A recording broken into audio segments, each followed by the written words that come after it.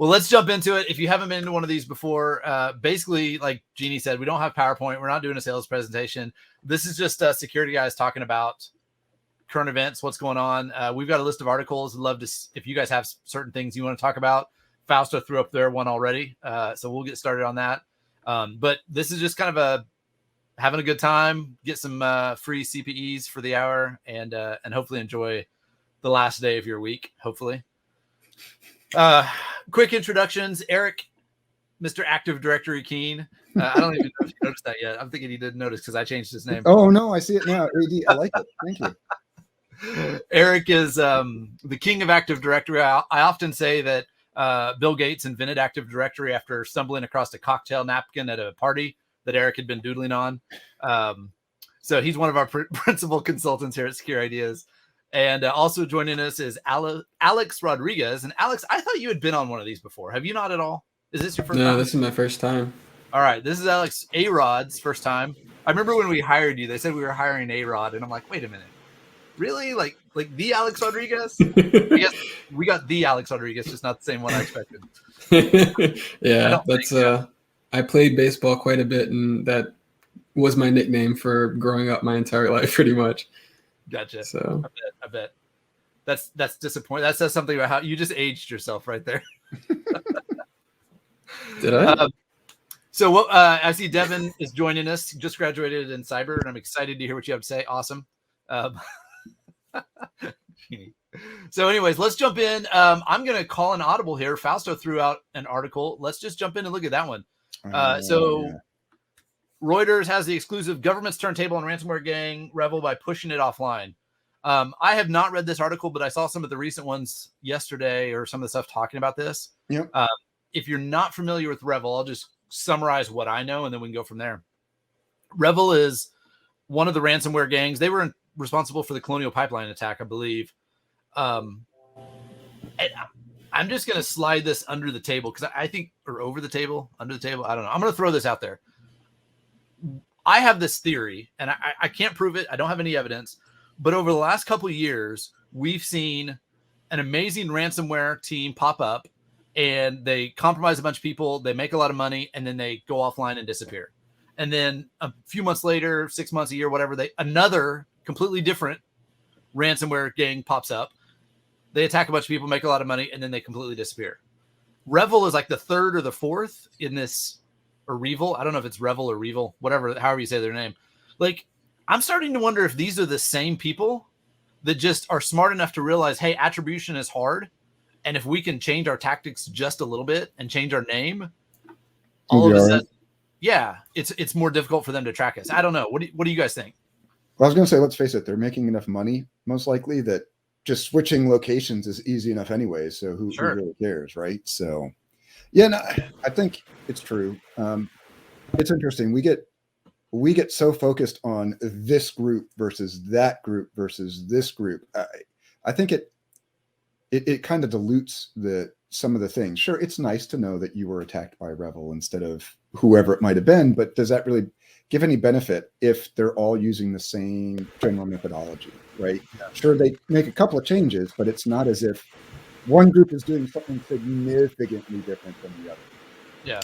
Well, and then the other thing is that all of these different tactics are documented out there for the most part. And so one group could just try to imitate as another group, which makes attribution even more hard, and they could try and pin it on someone else. Yep. One of the concerns I've seen is we've got a lot of customers that, maybe not a lot, but we've got some customers that have come and said, hey, we want you to simulate this, one of these threat groups, one of these specific groups, or, we want you to look at like the attack framework and see what types of techniques and what is TTP? It's tactics, techniques, and processes or procedures, something like that. Yeah. The TTPs, we want you to simulate that and that type of attack. I don't know that there's that much value in there because me neither. Well, so all right, I'm gonna kind of sidestep here. I agree. We need to be prepared for ransomware. Absolutely. Everybody needs to be prepared. The thing about ransomware is it's an immediate, like instantaneous notification that you have a failure in your cybersecurity plan. All right. you get nailed by ransomware, it's exploiting the same things that an attacker who just wants information is doing. It just lets you know immediately, right? This goes back to the why are we so focused on these specific groups? Yes, I get it. They're problems. They're good at what they do. However, if you have failures in general, it doesn't make a difference if you get hit by ransomware. There's a high likelihood somebody else is already just kind of playing around in your organization as it stands, right? Why focus in on that specific thing? Yeah. This article, going back, just kind of skimming through there, the article that Fausto posted, one of the big parts here is that basically U.S. law enforcement effectively hacked back, right? That's been a big conversation for 5 or 6 years about, is that appropriate? What does that look like? Is it appropriate for companies to do it or not? People? I mean, where's that how line? far are you allowed to go, right? Yeah. Which is a whole another interesting question in general. Well, in one of the other articles that you had mentioned actually references like Biden saying to Putin, this will cause a real shooting war, compared to like, I mean, nowadays cybersecurity can sometimes be even more effective and more deadly than actual shooting wars, depending on how they can affect each other. So, and what you can do, which I think also goes back into that the same article saying it's getting close to like weapons of mass destruction, if I remember right. Yeah. So kinetic response. Yeah. I'm trying to find which article was that the. We're not allowed to sell. You're not allowed to sell hacking tools to certain companies. Oh yeah. Mm-hmm. So that was at like the very end of the article. Yep. So we'll get to that. So coming back to this one, I personally struggle with the concept of hackback. I know that there are some people at Secure Ideas who are for it to a certain degree. Since I'm Mr. Lawful here, right? I'd be concerned about impacting people who were unfortunate victims and just a pathway to get to me or my work, right? That's my biggest concern about it. And so similar to other things that goes into it, if we say everybody gets to hack back, now we kind of move into a vigilantism type idea. Hey, I get to do things. What happens if I am hacking back and I gain lots of access into somebody else's network, right? How do I know it's an attacker's network versus their network, right? What can I do? It's such a gray area. I don't like the fact that organizations have to be defensive. I agree. That's not a great place to be, right? Absolutely. If you are pure defensive, it's the classic thing. We're just trying to put barriers in the way so that we know something's happening, right? Football, all the other games, a great defense is an awesome offense, right? You know, if I can just overwhelm you, I will do just as well. Yeah. So having to be pure defensive sucks. It's not a good thing, but I don't know where you can draw a line, and that's the problem. Yeah. So there's a couple of issues there. One, like to your point, one of the biggest concerns is most of these attack groups, even if whether they're government sponsored or not, like Russia has led the world in saying, hey, they're not officially, politically sponsored, but they are, right, under the table. But that money fell off the truck. Exactly, right. We've seen that. As opposed to China that just says, oh yeah, that was us. It's us. We got it. Take care of that. Don't worry about it. Yep. But the concern is these groups don't just come straight at you, right? Mm-hmm. They use this, they hack into this company, they hack into that company. We don't know for sure when we start responding, hacking back, how do we know that's not a hospital? Yep. How do we know that that's not some other business that we're going to take offline accidentally or cause, other unintended, what do you call that in the military when there's like unintended targets, collateral damage? Yep. You know what I mean? Yep. With that said, several years ago, I've got a friend who was a state Congress or a U.S. congressman, and he was telling me that part of the reason that I can't remember who it was. I don't remember who it was, the Republicans or the Democrats, but somebody was pushing for a law that allowed hackback. And one of the reasons that was being pushed hard is because the defense contractors were already doing it. Mm-hmm. The government was already using defense contractors to do this. It was just, it's gray area. It's not quite legal. It's not quite not. They're definitely violating some laws in some countries, but does that violate if they're doing it? If the CIA compels them to do it, is that against the law or not? Is it against the law if the CIA does it, right? Or whoever it might be? Yeah, it might have been John Strand. No, John's done a lot in this sector too. I can't remember what his what's that called? The that framework he developed. Do you know what I'm talking about? No, I mean you've lost me. Which framework? John Strand made something up. Not made something up. He developed a toolkit basically for hacking back. Oh, okay. Yeah, I hadn't heard of that. It's sort of an active response, active defense. The active defense something or other. We'll look it up after.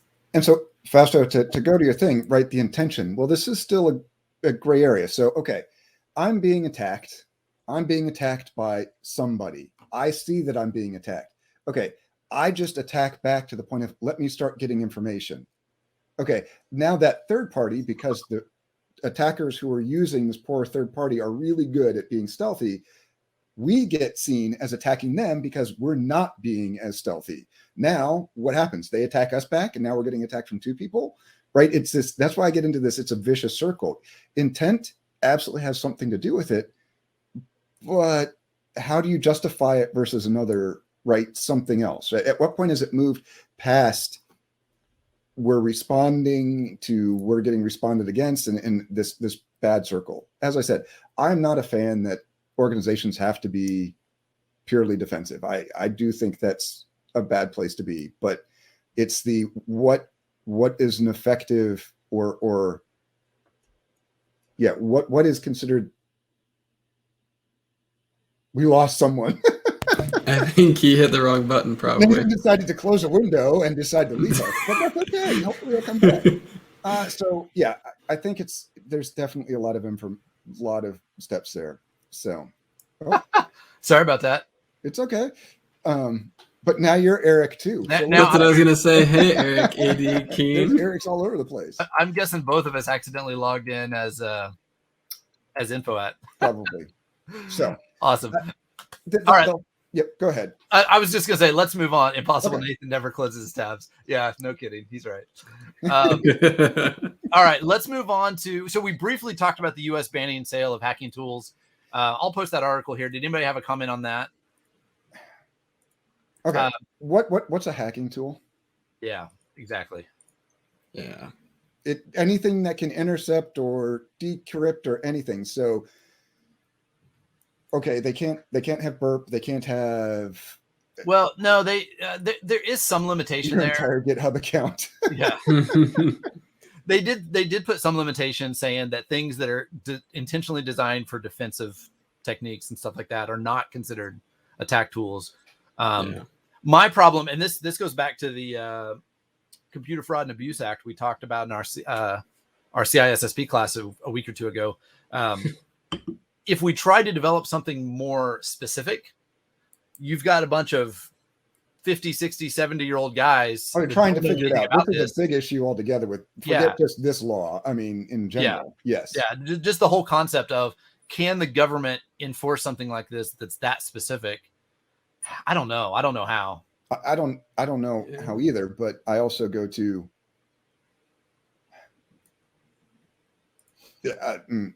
how is this enforceable as it stands to? Yeah.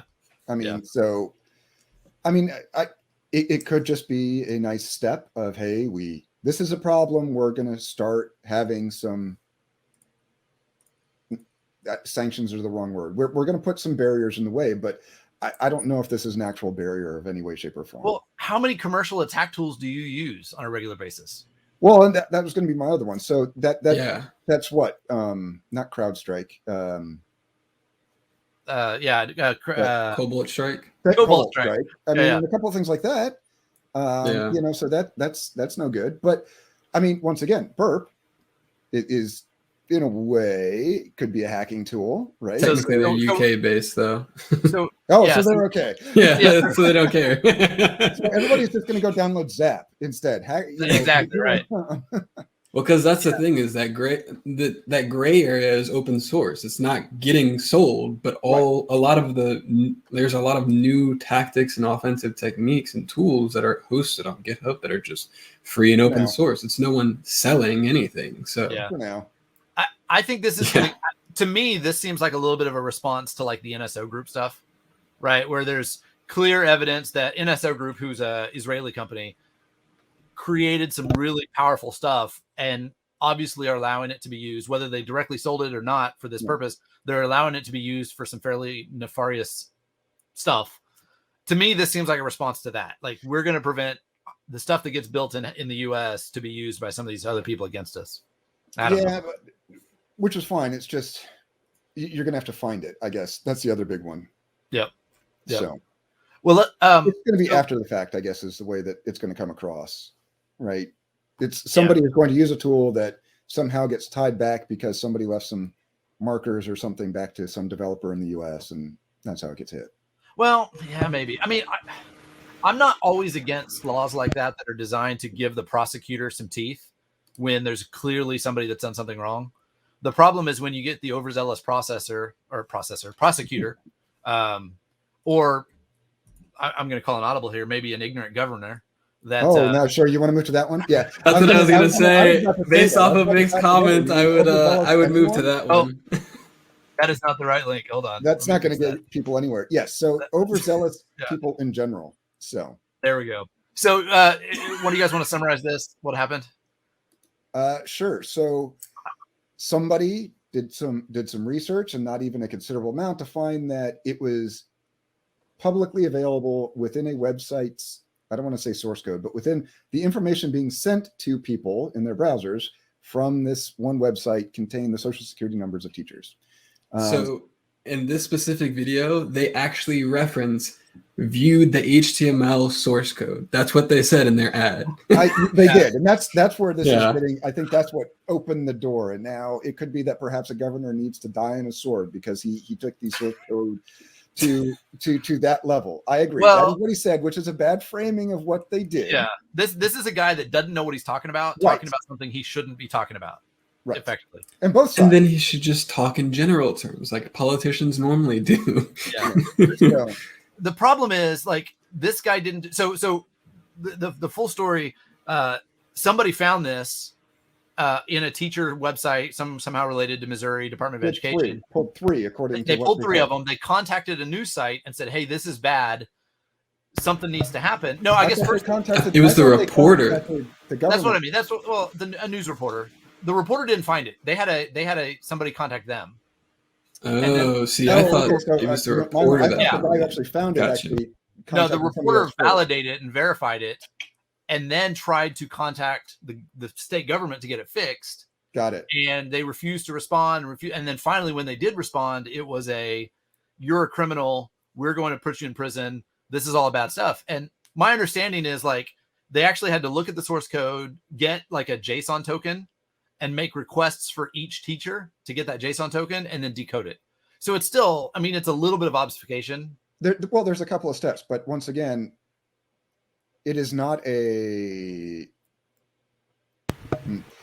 I guess you could somehow classify it as hacking, but that's a really, it's using authorized entry to a system that they're already getting. Yes. And like, it's not unauthorized access because they already had access to it. It's just not using it in the exact way that they intended it. Which, don't get me wrong, if we got hired and we tested this app and we saw it, we would ding the people on this, right? Oh, absolutely. This is no doubt it's a vulnerability. Oh, yeah, absolutely. It's just how far is it? I mean, it's a little bit further than the classic, I just had to change a number and I got somebody else's information. So there's a little bit more to it than that.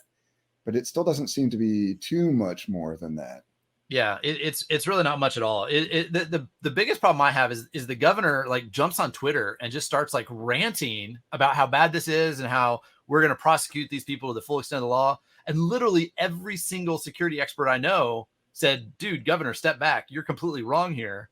And he just, like, charged forward, like, "Make Missouri great again. We're going to, knock this out of the park." I was going to say that this has moved past normal prosecution, normal whatever, into the realms of what everything is now, of extremism in a way. So again, Missouri is not such a bad place. I'm from Kansas, and so Kansas, Missouri always had a little bit of a little contentiousness there, but I'm a big fan of Branson. So whenever I was watching that video that the article linked to that they had made, I felt like I was literally watching something that was made by The Onion or something like that. That's what it felt like. Yeah, exactly. When I saw it, I was like, this can't be legit. Like, that's not really the governor. There's no way. So, Brett, this is a classic. This is a classic problem of security researcher versus authorized person. Yeah. I just think it's worse because it went through a reporter. Like, they did everything possible to notify the right people before publishing anything and going and, you know, all that. And anyway, I don't know. Let's move on. So PAX, everybody loves PAX. This was a huge one. This just does everybody know what PAX is? Let's start with that, because not everybody may know, because not all of us, you know. Yeah, I mean, I don't know. Customer name. Okay. Yeah. So I've got one of their pin pads here. I've got another. I've got two of their pin pads. Yeah. PAX is one of the three largest pin pad creators in the world. Ingenico, Verifone. Ingenico is, I don't remember where they're from. Now I'm going blank. There's Verifone, I think is French. Ingenico, maybe Ingenico is French. Anyway. So, and then HyperPax. Did you guys read the article? There you go. You're back. You died for a second. So basically, the FBI went into not their headquarters, a area in Jacksonville, and seized all of this equipment because it looks as if these pin pads have been distributing malicious code on people's networks.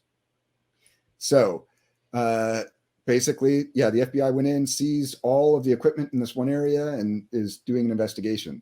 So here we go, yet another awesome supply chain attack coming at us again. What I think is interesting here, so PAX is a Chinese company, and we've seen time and time again where the Chinese government has used their long fingers into corporate companies. What are these extra chips on the board? Yeah, just saying, hey, like sort of the U.S. version of a national security letter. You're going to do this and not tell anybody. Yep. China has publicly and openly done that to attack other countries around the world, not just countries, companies, commercial companies. So I don't know. This looks really bad for PAX, but we also haven't seen direct evidence of it yet either. It's kind of suspicious. Yeah, and so then the question is it when it actually gets investigated, how far does it go? Oh, well, PAX was compromised by somebody, right? Or whatever. Right. So it's bad. It's very bad, but I don't know if it's ever going to be tied directly to to the government or to leadership or whether it was intentional. Yeah, it's really curious. I mean, I've tested a fair number of these devices, and I've never noticed unexpected or malicious traffic like that. But I'm also not running it in a traditional point of sale environment. I was going to say, you haven't actually fully attached it to everything. You're looking for ways into the device more than anything. So the other thing that I thought was interesting that wasn't in this article, FIS, First Data, who is, I don't know, this whole marriage relationship with FIS. They're one of the big financial services company that like everybody uses, all the big banks and the little banks and lots of merchants. But their payment processor, First Data, they sent out a letter last week saying that they were no longer going to allow PAX terminals to submit processing requests. Yeah, so that was the first thing. Remove PAX terminals from their infrastructure. That was the first thing I heard last week was like, hey, what's going on here? And the scuttlebutt was that it was just a contract dispute. But then was it Tuesday, I think? The NCIS and Border Patrol and several other folks raided all the PAX. It was the 26th is when they did it. Yeah. So. A little part of me really hopes that it is some grand conspiracy, and that because I mean this will be a great fodder for talks on supply chain attacks, as if we need one more. I was going to say there's so many out there already. The reason that I think would be awesome is I've been talking about supply chain attacks for years. And for the last 9 months, I've been saying we haven't seen the last of it. It's going to get worse. And so I'm just sitting back waiting for that worst to come. I know it's going to. So. All right. What do we want to talk about next? What do we got? All right. So we kind of have two that are linked in a way. Not really, but close, because they deal with SIMs and text messaging and all sorts of stuff. So they're very close. I think that's a good one. Okay, yeah. So this one, formal mobile carrier sentence for role in SIM swapping attacks. That's a long, really big mouthful. Yep. Did anybody read through that enough to get the gist of what happened? Yeah. So it was over a long period of time, right? He managed to get a whole bunch of them swapped, and he was actually just being sentenced at this point, right? Yeah.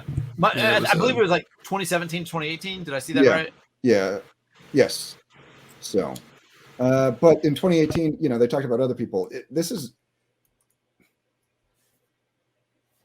So it's a little piece, it's a little chip that's protected on your phone, but getting one is all based upon just talking to people. So here we go with, I can social engineer to get one. Yeah. So when I read this, I was trying to figure out, all right, so what is the corrective portion? What can be done to stop this, right? And is it everybody moves to virtual SIM? I don't know if that would really help, because you could request a new virtual SIM, right? So yeah. The issue is just that the SIM that's on your account is tied. The specific SIM that your phone is using is tied to your account. And so if somebody with authorization, with access, maybe not even authorization, but if somebody with access can change the SIM that's on your account, effectively they reroute your SMS messages. Yep. And I think this attack would be a lot less prevalent if people didn't tie SMS-based security codes to authentication mechanisms. So if they didn't have that attack vector, this is a big rabbit hole. No, I'm just saying in general. We've got a lot of MFA related articles, and I think this is a rabbit hole worth chasing. I think. Okay. In general, I think if they didn't have that, I'm not arguing for or against it right now. I'm just saying if they didn't have that attack vector, this wouldn't be as prevalent. I'm not saying whether they should or should not do it. I'm just saying about the actual. I disagree. I disagree that attack vector is what people are trying to get most of the time. It could be. So, but I would say in lots of cases, it's also the same reason that people just try and get your account in general, right? I want to get information about you.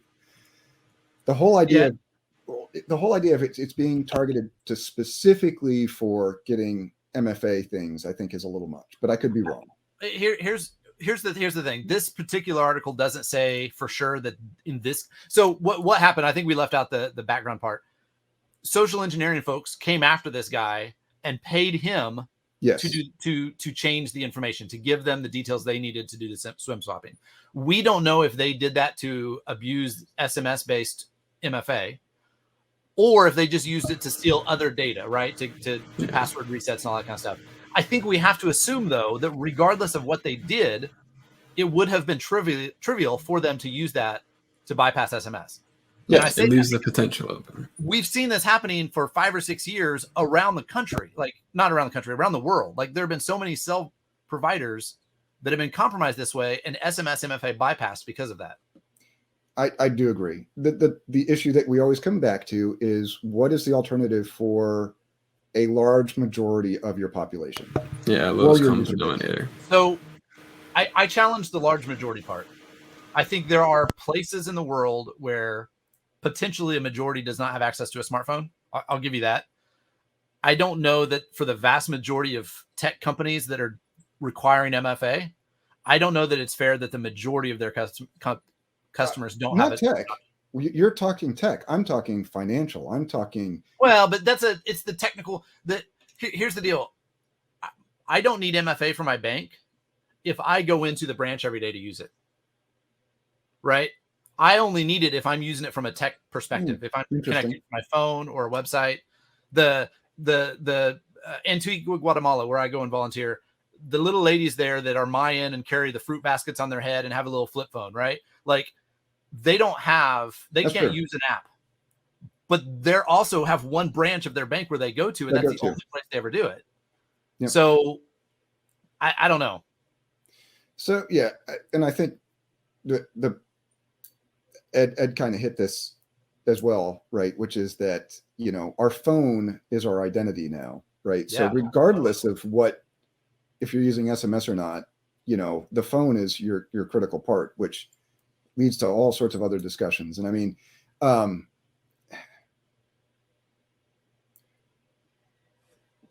I don't know. I think back, and I guess the other issue, which is not why you should use it, is it at least is easy, and something that is easy for all of your customers to use, right? Yeah. Trying to say, I need you to download the Microsoft client or the whatever, the Duo client, so that you get a push notification to your phone instead of a time-based thing, right? That is asking for a lot. I don't know. The Google article that you have, did you get to read that one?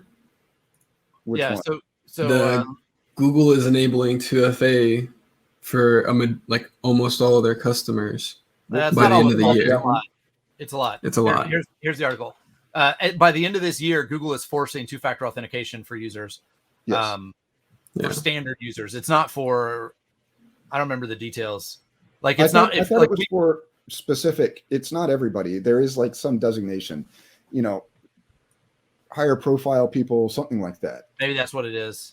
Mm-hmm. Okay. So it's not everybody. Now, well, I know they did that for you. If you're using Gmail, right, on your phone, you should absolutely have it. But Google has said in the past, because this isn't new. I mean, they announced this a year ago, said that we're going to start doing this. They have said publicly their goal is they are going to get everybody to require two-factor auth for everything. Here's the difference, though. When you use Gmail on your phone, you have your Google account on your phone. You already have the Google Authenticator that does the push notification on your phone. Right. You didn't have to ask anybody to install anything. Yeah. Right? I feel like the argument you're making, though, is that, you know what? It's too hard for people to make a complicated password. So a simple password is good enough. Well, so I hate using specific examples, but me trying to get my parents to use MFA, to do these things, is very difficult. Yeah. I mean, so let me ask. Sorry, go ahead. This is why, I get stuck. I admit, I told my mom it is better for her to write her passwords down in her book and keep in her purse or somewhere than other things, right? I'm like, do it. At least you have them. Dad can get to them, right? Because me trying to explain how to set up LastPass or whatever, and the MFA on that and all this other stuff, my parents just went, no. It takes a while, yeah. I went through the same thing with my parents, and we found some compromises. There are things they use LastPass for. There are things they don't. There are things we've got multi-factor auth for, and things that they're like, screw it, if it gets compromised, I don't care. But here's the problem I have. If SMS is so easily compromised so often, is the value that it adds to people like your parents worth it if it's really not doing anything, and it's hindering all the rest of us? Because let me get here's where I'm coming from. On Tuesday, I spoke at a payments conference, a bunch of bankers and credit unions and mortgage people, right? And I said, people have been saying SMS MFA is bad for 5 years. Like, we've got to stop using it. There are better options. And I swear every single eyebrow raised and said, holy crap, what are you talking about? I had a dozen people come up to me. I gave the talk twice on Tuesday. I had a dozen people come up to me and ask me, what are you talking about? What other options are there? What else? What if our core doesn't support it? What if we don't? How do we do this? Like, they're not getting the message because we keep telling them, well, it's not so bad. Yes, there are some breaches, but it's not that bad. They're not changing. So how do we fix that? Good question. How do we get people? How do we get everybody to secure all of their stuff in the first place? But it's that line. I mean, again, it comes back to you're saying, well, we're not going to get it perfect, so we don't need it good enough. I don't know. If we're going to say that, we might as well stop hounding about complicated passwords and just let everybody use ABC 1 2 3. Sorry. How about password with a 0? Let me poke the bear some more. Yeah, how about password with a 0? No, I would rather have a default be something there, right? Something else. Yeah. And then that be the fail back to. I think we all agree with that. Yeah. So yeah. For one last, Go ahead, Alex. I was going to say the difficulty with that is that if it's always there for a fallback, then that's what just the attacker is going to use. They're going to fall back to that. Well, no. I'm saying a fallback as far as you say you're turning on MFA, right? Mm-hmm. Your first selection is the one that hopefully you want to use, push or token, whatever it is. And then 3 down, 4 down, whatever is your option of, Or you don't allow it by default and you allow people to say, hey, I can't, this, it doesn't work. It doesn't work. I need help. I don't have that option. Yes, whatever it is. And I'd be fine with that. Yeah. O'Shawn said a consistent message is the key. If we just had some kind of consistency there, I'm going to put one last nail in this coffin. Well, I was about to say, so this goes back to who cares that your SIM was stolen, because, hey, everybody can read your messages anyways. It's done. Yeah, exactly. Yeah. Did you see this one, Alex? Yeah. Where essentially they got compromised and didn't disclose it. 5 years ago. Yeah, and they're just now. The only reason why they're disclosing it is because they're trying to merge or acquire. They're doing something with another company, and they had to reveal it. Yeah. So it was their SEC filing, wasn't it? I think. Yes. I don't know that this article. Yeah. So Syniverse handles the routing between, like, if you send an SMS from a Verizon phone to an AT&T phone, or from AT&T to T-Mobile, or they advertise that they support the routing for 95% of all cell providers around the world. All of the biggest cell providers, they handle the routing. I don't remember the numbers, but it's billions or tens of billions of text messages that they route every year. And they basically announced quietly in their SEC filing, no press release, no public notification. They just quietly included a paragraph that said, we were totally compromised from May 2016 to May 2021. Everybody's data has been accessed by somebody or multiple people. We don't really know for sure. Yeah. Yeah. It's just mind-boggling. Yeah. It blows me away. It's like all of the classic, hey, let's do the right thing type stuff here. We just don't want people to know. Clearly, there has to be more to this story than what we're being told, since it was. Yeah. At least we would hope so.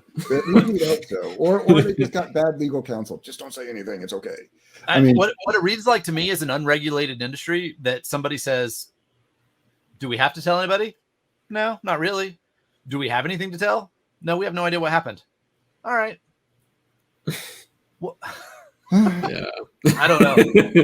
Well, I guess the other one is what is the option? Are Verizon, T-Mobile, and AT&T all about to leave for some other group that's going to do this routing, or does Syniverse have the stranglehold and there's nothing else out there?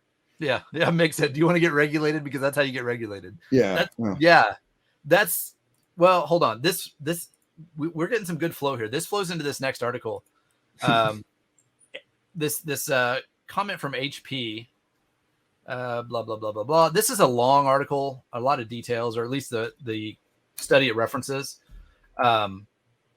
Basically saying cybersecurity is quick. Yes. Okay. Sorry, I was trying to remember which article this is. Interesting. I was going to clarify. It wasn't HP that actually said this in the interview. It was Siemens or whatever that actually said this. They just wanted to put HP in the title. That the title of the article is incorrect. Nice. I missed that. Yeah. I watched the video interview for it, and I was like, what? Yeah. Yeah. This is. So they quoted several HP people in the article. That's what I remembered reading. But yeah, it was the 2 CISOs for the companies. This basically falls to, you know what? Let's get breached fast, but be able to recover quick. Yeah. Which makes sense. I mean, cybersecurity is hard, right? Like I said, people have to be defensive. It just takes one mistake. Things that we exploit all the time when we do the pen test. You normally do things really good, but this one time you left this appliance on your network that had default credentials that also had a password for something else, right? And yes, so it's very hard. I think this falls back into a dangerous precedent of a reverse message, right? Because we talk about SMS and how, this is bad. We need to have a consistent message. Now we're going to say, you know what? It's hard. You can't do it anyway. It's hard. You can't do anything about it. Just forget it. Just be sure you can recover fast. Yeah. Well, they did caveat saying it during the interview. They were talking about like you'll sleep better at night as a CISO if you follow some basic security hygiene things. And then later on they mentioned the failing fast after they'd already said the security hygiene things. They just didn't highlight that in the article. Don't worry about your obligations to the people that have entrusted you with all their data. As long as you can sleep well at night, that's really what matters. Yeah. See, I'd like to read this in a slightly different way, which I'm sure is not how they meant it, but it was we have spent a lot of time on the protective part. Ransomware and everything else is proving that is not enough, and we're failing at the last part, which is our ability to recover from when we get impacted. That's how I'd like to read this story, actually saying, yes, we still need security. Please don't everybody go off the deep end and just not worry about it. But we need to have some focus on that last part.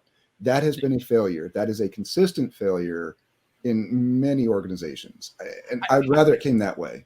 Yeah. I think we've seen this coming for a while. Like we've all been saying forever, you have to plan for failure and all this. Over the last, 4 years, 5 years, we've seen EDR, endpoint detection and response, become a larger focus. And then EDR turned into managed detection and response. And then that turned into extended detection and response. I don't know what, MDR, XDR. I don't know what the next acronym is going to be. ADR, advanced AAIDR, advanced AI detection response. There you go. But in all seriousness, I told somebody years ago, when things like CrowdStrike become the norm instead of the exception, I'm going to go find something else to do. And we're getting close to that. Like the commoditization process has not gotten to the point where that's cheap for like a mom and pop grocery store yet. They can't afford Cylance, CrowdStrike, Carbon Black yet. But the majority of the enterprises that we have, I mean, the adversarial testing I'm doing right now, I've got this laptop over here for a customer.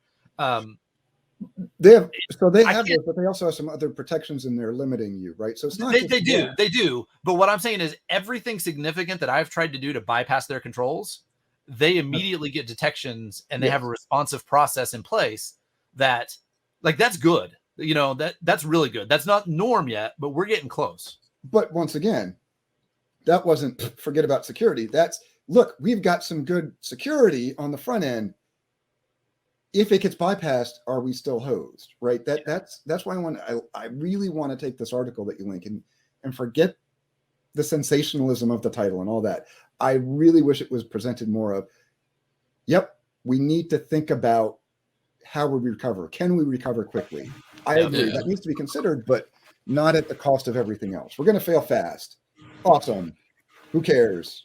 As long as and that same mentality they're probably bringing over from the whole DevOpsy side of things anyways, where developers fail fast with everything with and it's a occurrence for security anyways. So they're also probably trying to go onto that hype train a little bit as well.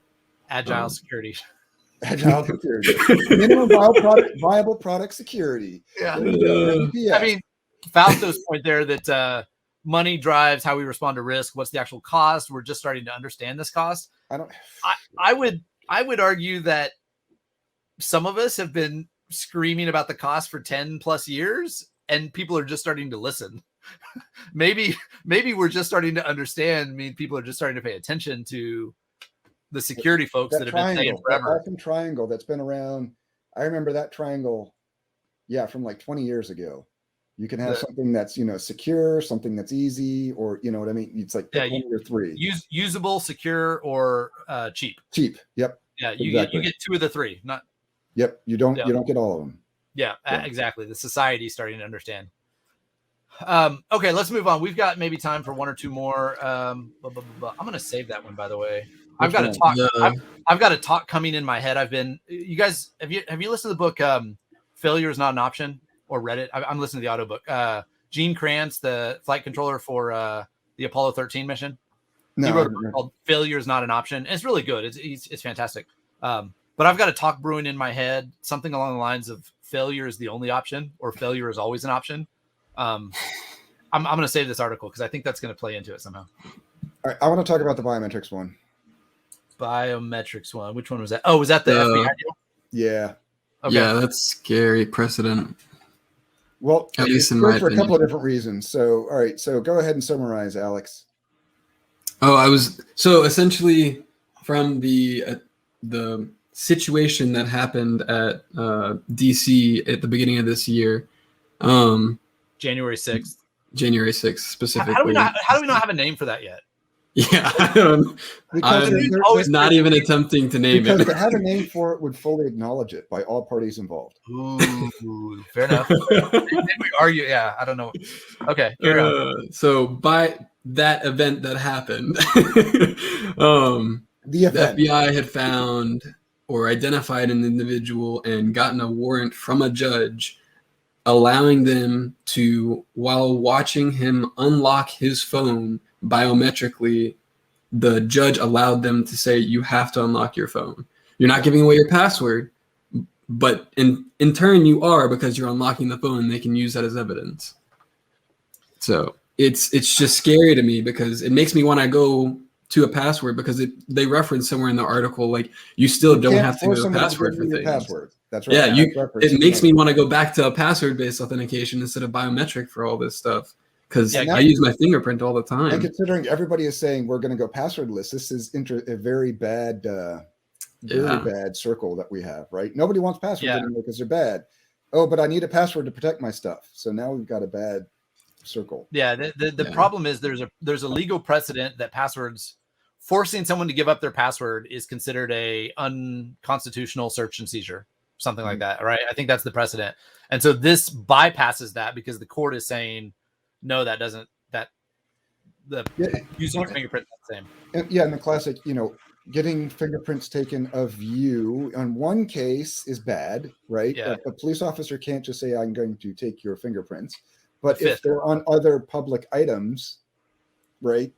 Yeah. What happens then? This is the second time that they gotten a warrant for this too. And other courts in California they were mentioning, they specifically didn't allow, but for this specific incident, the FBI has gotten it twice for that specific incident.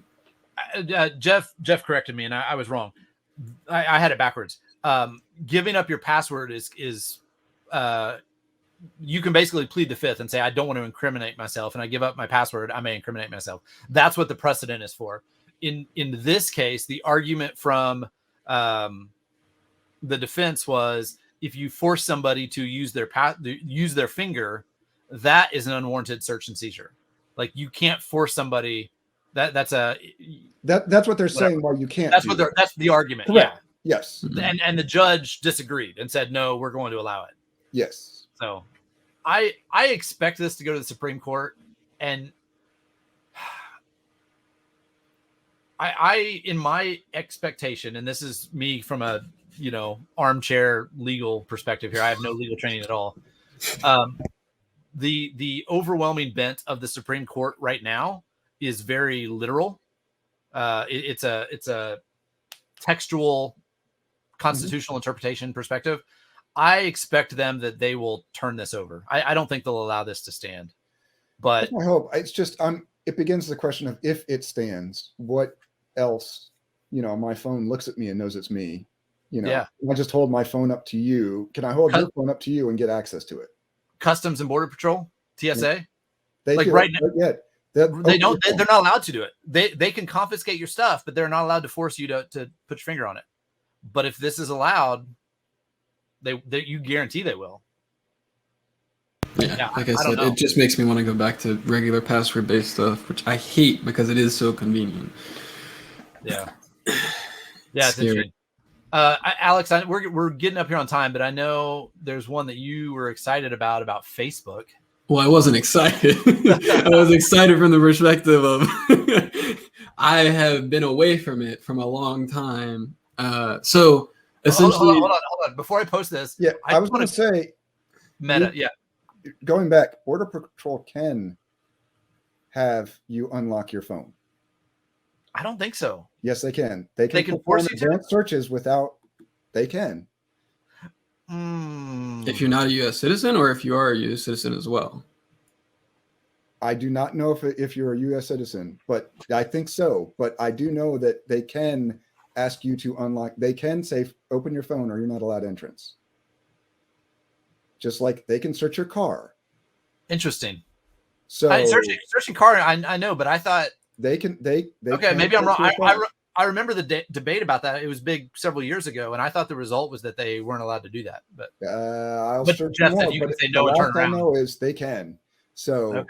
there is that precedent. This is just, can the FBI do it? Can police do it? To Jeff's point, you can say no and not try to enter the country. You Well, can that's just right. say, let me go mail my phone to me. Whereas if you're being held in court, you don't have that option. Correct. But that's why I was saying, to gain entry, they can say, open your phone. Fair enough. Okay. So Meta or Facebook here. And to be clear, this edition of the Professionally Evil Lunch and Learn is not sponsored by Forbes, even though I got a bunch of articles from them. From Forbes? There were a lot of good articles. I went through TechSpot and Forbes. I've got about 8 or 9 places I look for sources, and there's just a lot of going on this month. So summarize, Alex, what surely Facebook is not tracking us inappropriately. Well, so my biggest thing that I was going to say is, ever since I had seen the article that came out about Facebook like approaching the NSO group to buy exploits to then use to have more observability for people's phones and data, ever since then, I removed Facebook because I'm just... Fair enough. I'm going to go back to you. Which big company do you trust, Alex? I mean, I have more trust for... Let's just clarify that. Who likes to track things with Chrome? You have more trust That's why I use Firefox. I have other ways that I can go around it, but this is one of the things that I was going to mention is it's to my family's dismay, but I do not keep Facebook on my phone because I only access it from my Firefox browser with all my ad blocking enabled, and I've got a bunch of other crap that I can take measures to do. But if it's on an app on my phone, I can't really touch it. So do you have an Android or an iPhone? I do have an Android, but I really want a Linux phone. So you trust Alphabet more than you trust. That's what I was saying. Meta. So for even beyond Chrome, I mean, it's correct. I agree. I am always trying to move away from Google. Facebook should not be just trying to collect information for people without their consent. None of these big groups should. However, they all are, right? I can't think of anyone, even Apple themselves, I'm sure, has all sorts of wonderful metrics from their phones and everything on you, right? Yeah. So is this a failure of Facebook not notifying you, or a failure of Apple not... Eric's still rocking a Windows phone. Nope. No, I'm not. I love it. But who... Here's my problem with this article, and we're getting close to the end of time, but Facebook has, up until recently, I feel like Facebook has been fairly upfront about what they track and what they don't, right? People accuse them of a lot of stuff. There's a lot of accusations and whatnot, a lot of questionable stuff, but there's a lot of things they haven't denied. They just left it out there and let people assume. But what's different about this location tracking option is my network on again? No, you're back now. You're back. Okay. My kids are probably downloading something. I don't know. They're all watching Netflix. Come on. So Facebook has a location tracking option that you can turn off and say, don't track me. Yes. What they've done is they've said, even if you have that turned off, they go through and monitor when you upload a picture, and they strip out the metadata that shows your location, and they grab that location data to keep track of where you're at. And a couple of other things. There was a couple of different ways. They use the accelerometer in their phone. The accelerometer, yeah. They're using metadata about how you use it to keep track of your location, even though they gave you the option to say, don't track my location. Yeah. That's really sketchy to me. I don't know. Yep. And not only that, but like one of the apps that unfortunately I do use because my wife posts a lot on there is Instagram, and they're owned by Facebook. And the only way you can interact with a lot of Instagram stuff is on mobile. So that's an even more difficult platform to deal with. I agree. It's sketchy. Don't get me wrong. I completely agree. It's sketchy and not cool. To be fair, I'm still on Facebook. Yeah, me too. I mean, so like I said, my whole family's on there. That's the only reason. That's why it's my family's dismay that I don't have it downloaded. I don't know. I will say this. I've got a friend that works at Facebook. He's like a sysadmin security guy. He's more on the security side. In talking with him, it is a really, really complex environment. And there's a lot of different teams and people doing different things. it seems reasonable to me that something like this could slip through the cracks without somebody realize, like they might not actually intentionally, Father Zuck up at the top saying, this is how we're going to track the peons, right? Like it may have been hey, we're doing this for this other thing. And then somebody else realized, oh, that's kind of used to track us, even if it wasn't intentional. Yeah. So I don't know. I don't know. Yeah, I don't know. I broke Eric. Yeah, you did. I don't have a response. Whether or not it's malicious or not, I don't know. It goes back. My statement is, if it's not something you want people to know about, don't do it on your computer. But that's a different story altogether. Yeah. I mean, at this point, but hey. Yeah, and this is a much bigger topic. I actually gave a talk at B-Sides a couple years ago about B-Sides Oklahoma about privacy issues and stuff like this. Mm-hmm. The issue is that the metadata issue is, by using the app, you're not just giving out information about yourself, you're giving it out information about other people. So we really are, Mick posted a post-privacy world. We really are getting there to the point where, whether it's the 12 cameras around your Tesla or your Ring doorbell or, the Wi-Fi at the hotel and grocery store and restaurant, whatever, like all of those things have the ability to track you. Or the little Apple tags that companies put up around that track where your iPhone is when you're walking around their building. Yep. Bluetooth trackers to try and identify and associate things. Yeah. So, I mean, it really is. Yeah. It's a bigger topic. That's the downside. Now we're left on a bummer. Thanks, Nathan. Leave it on a bummer. You have no privacy. Have a nice day. Yeah. Woo! The world is on fire. Woo! All right, moving on. All right. Unfortunately, you can't trust MFA to protect you, so it's all exactly. All right, we're right on the hour, and I don't want to get cut off like we did last time. So thanks everybody for joining us. We will see you again back in January. Look forward to chatting with again Alex and Eric. Thanks for your time, guys.